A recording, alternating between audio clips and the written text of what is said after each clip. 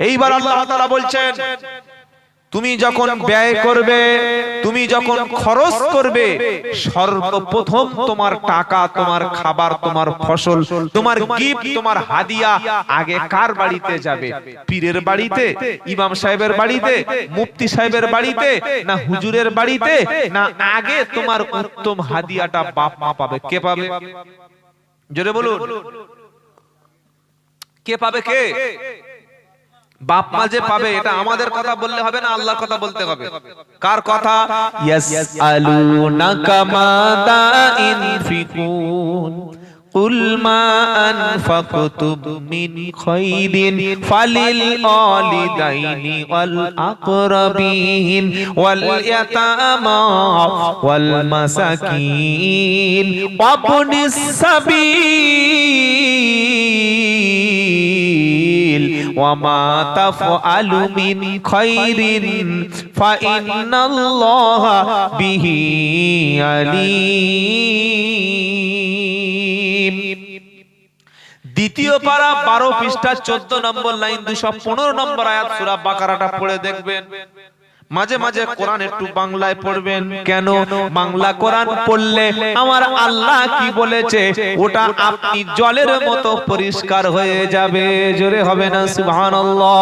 আমার নবীর কাছে সাহাবারা বললেন, হে আল্লাহর নবী, আমরা যখন টাকা খরচ করব, আমাদের মাল খরচ করব, সর্বপ্রথমে কার পিছনে টাকা খরচ করব? এবার নবীজি বলছেন, আল্লাহ নবীকে বলাচ্ছে, কুল মা আনফাকতুম মিন খায়রিন ফালিল ওয়ালিদাইনি ওয়াল আকরাবিন।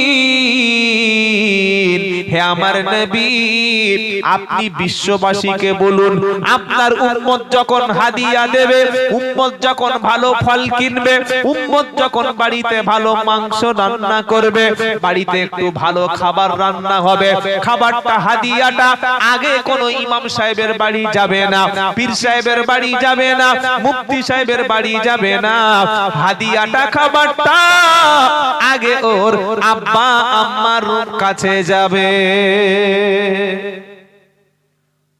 সুবহানাল্লাহ মুখ থেকে বার হবে। খাবার চলে যাচ্ছে হুজুরের বাড়ি, তার বলছে সুবহানাল্লাহ।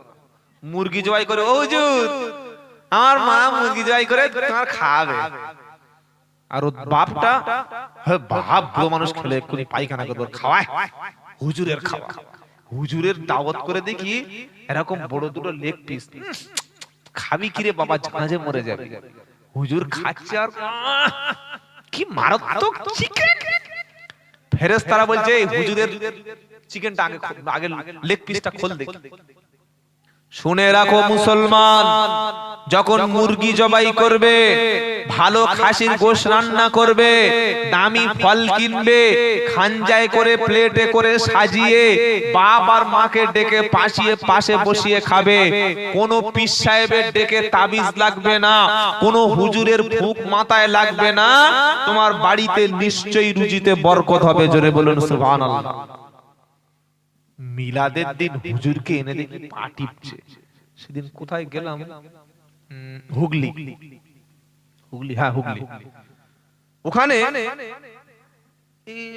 আপনার বয়স কত? 32? মনে হচ্ছে যেন 48। কি বুঝলেন? আল্লাহ কবুল করুক, আল্লাহ ক্ষমা করুক। আমার বয়সেই 33 রান করবে, চলবে বা 32.5।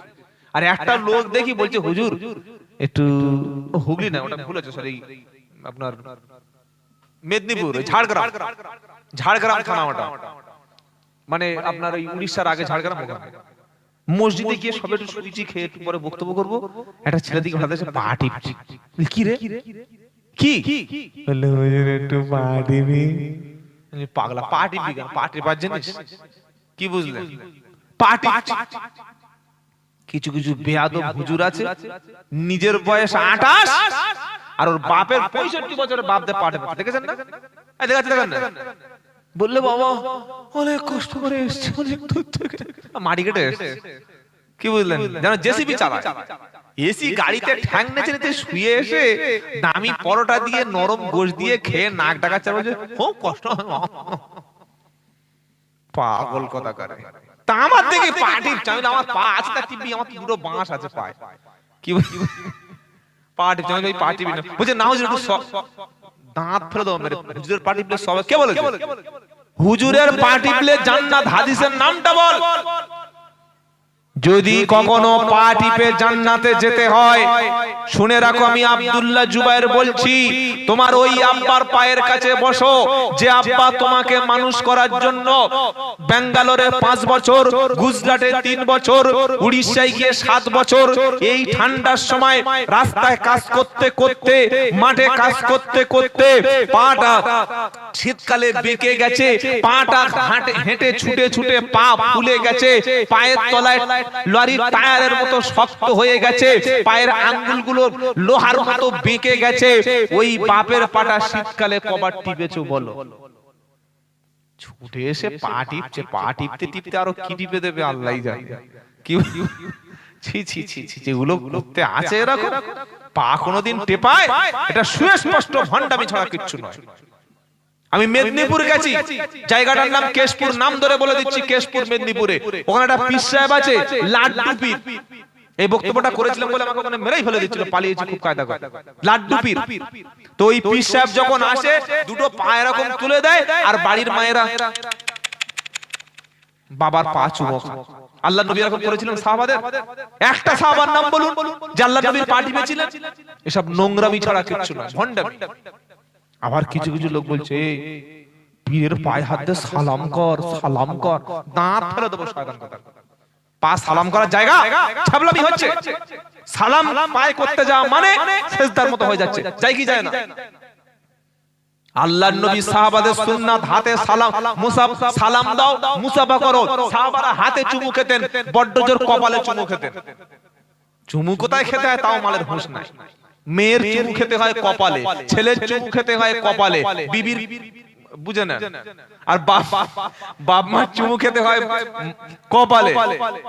আরে হারাম করে চলে গেছে পাততলায়, পাততলায় চুমু খায়, পায়ের নখে মুজ জমে আছে, ধুলো আছে, ছাগল কথা কর। হ্যাঁ, কোনদিন এই সমস্ত ভণ্ডামি করবেন না। বলছেন না কদম বুঝি, কে শিখেছে কদম বুঝি?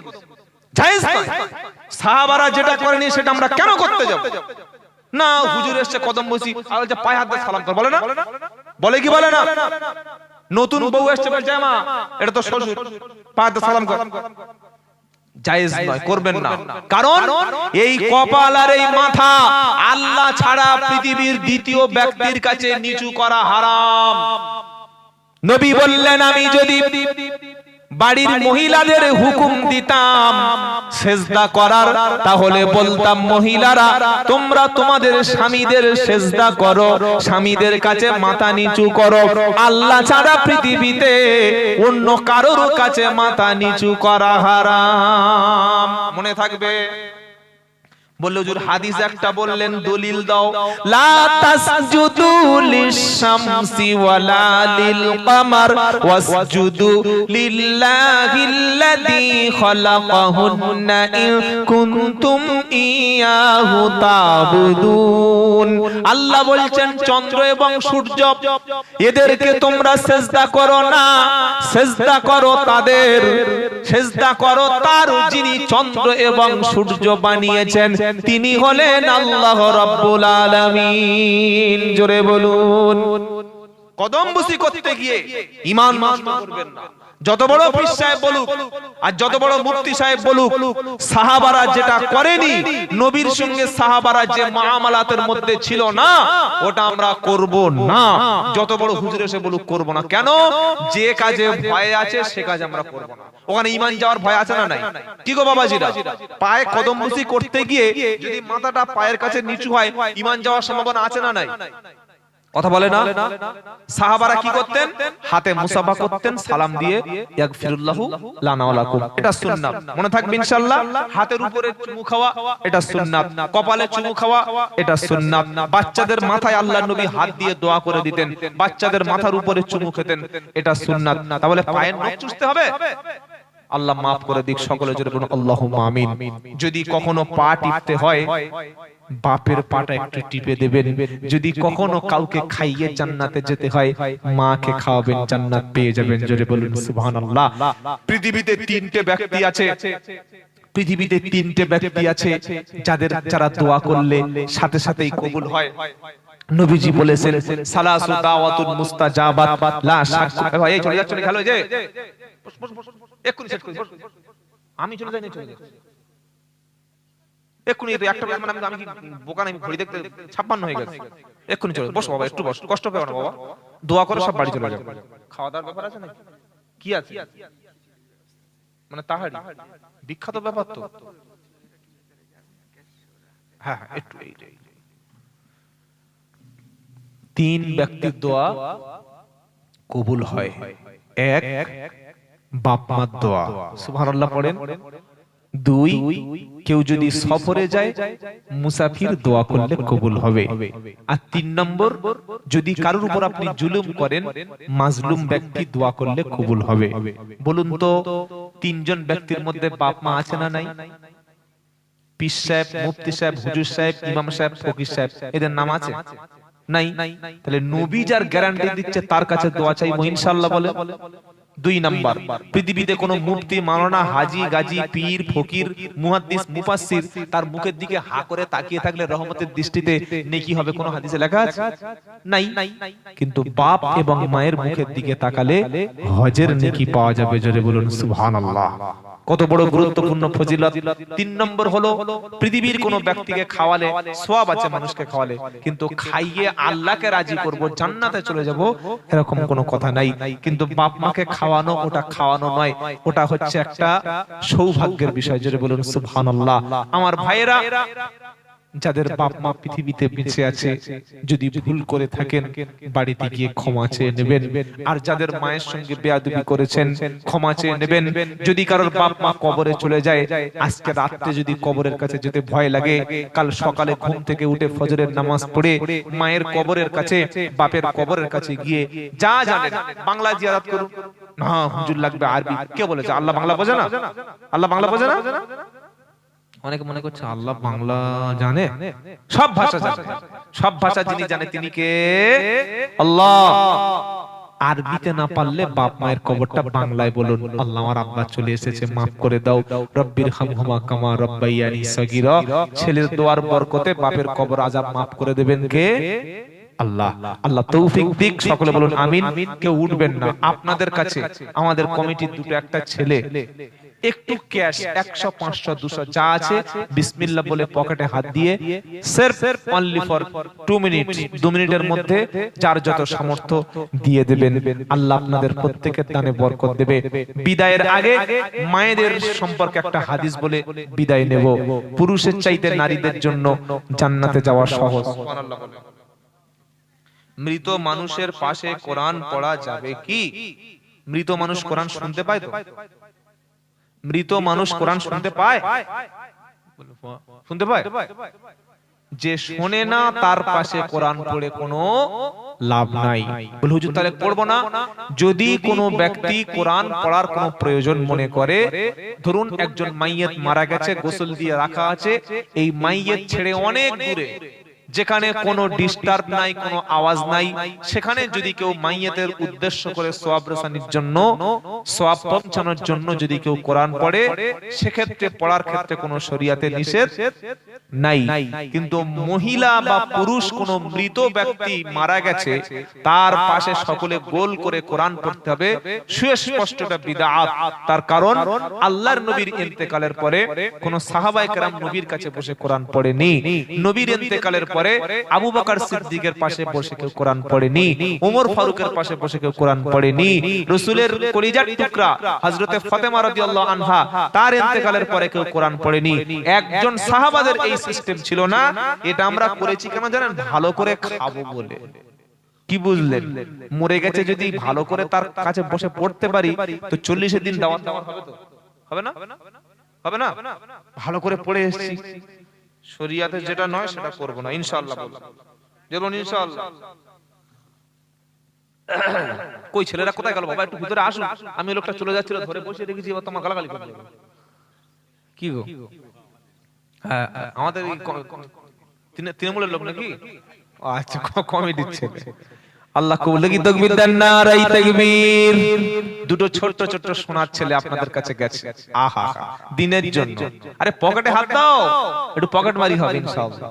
বিসমিল্লাহ বলে পকেটে হাত দিন, যার কাছে যা আছে ক্যাশ দিয়ে দিন, নারায়ে তাকবীর। আর মায়েদের কাছে কেউ গেছে? মেয়েরা দেবে না, যা বলেছি হাত দেয়, ভাববে কে এনেছে মালটাকে, ঝনঝনে মাল। কি বুঝলেন? মায়েদের জান্নাতে যাওয়া, প্রত্যেকের দিন আর হাদিসটা শুনে শেষ করে দিচ্ছি। মেয়েদের জান্নাতে যাওয়া পুরুষের থেকে অনেক সহজ, জোরে বলুন সুবহানাল্লাহ। চারটি কাজ যদি কোনো মেয়ে ছেলে করতে পারে, মরণের সাথে সাথে আল্লাহ জান্নাতের সব দরজাগুলো খুলে দেবে, সুবহানাল্লাহ পড়ে। 1 নম্বর কাজ 5 ওয়াক্ত নামাজ, 2 নম্বর কাজ রমজানের রোজা, 3 নম্বর কাজ স্বামীর খেদমত করা, 4 নম্বর কাজ হলো নিজের সতর, নিজের লজ্জাস্থান, নিজের পর্দা। বাড়ির বাইরে যখন বার হবে এমন শালীন পোশাক পরে যাবে যেন তাকে মুসলমানের মেয়ে বলে চেনা যায়। নামাজ, রোজা, স্বামীর অনুগত, স্বামী যেটাই বলবে সেটা যদি আমার পক্ষে মেনে নেওয়া খুব কষ্ট না হয়, বা সেটা যদি হারাম না হয়, প্রাণপণ চেষ্টা করা স্বামীর কথাটা মেনে নেওয়া। স্বামী যদি বলে এই দেখো ওই বিড়িটা একটু দাও খাই, ওই ক্ষেত্রে কিন্তু স্বামীর কথা চলবে না। হারাম কাজে কোনো সহযোগিতা করা। স্বামী যদি বলে চলো দুজনে একটু গান শুনি, একটু সিনেমা দেখি, একটু ছবি দেখি, ও ক্ষেত্রে চলবে না। স্বামীর সেই কথাগুলো মেনে নেওয়া যাবে, শরীয়ত যেগুলো করতে বলেছে। মনে থাকবে ইনশাআল্লাহ, নামাজ, রোজা, স্বামীর খেদমত, ফরজ পর্দা, 4টি কাজ যদি কোনো মেয়ে ছেলে করে, মরণের সাথে সাথে আল্লাহ তাআলা তার জন্য জান্নাতের 8টা দরজা খুলে দেবেন। সুবহানাল্লাহ পড়েন। আল্লাহ তাআলা আমাদের সবাইকে আমল করার তৌফিক দান করুক। আমরা সকলে বলুন, সকলে বলি আমিন। একটু সকলে দরুদ শরীফ পড়ুন, সেই দরুদটা যেটা একটু আগে আমরা নামাজেই পড়েছি। আল্লাহুম্মা সাল্লি আলা মুহাম্মাদ ওয়া আলা আলি মুহাম্মাদ কামা সাল্লাইতা আলা ইব্রাহিম ওয়া আলা আলি ইব্রাহিম ইন্নাকা হামিদুম মাজিদ। আল্লাহুম্মা বারিক আলা মুহাম্মাদ ওয়া আলা আলি মুহাম্মাদ কামা বারাকতা আলা